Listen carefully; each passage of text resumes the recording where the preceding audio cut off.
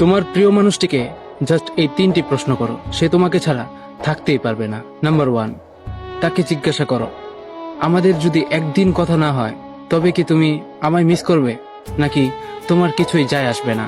এই প্রশ্নটাই তার মনের ভেতর এক ইমোশনাল প্যানিক তৈরি করবে, যা তাকে তোমার অভাব অনুভব করতে বাধ্য করবে।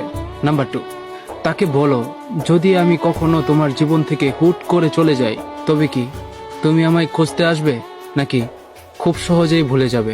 এই কথাটা তার মনের ভেতরে একটা ইনসিকিউরিটির বীজ বনে দেবে, যার ফলে সে তোমাকে হারানোর ভয় পেতে শুরু করবে।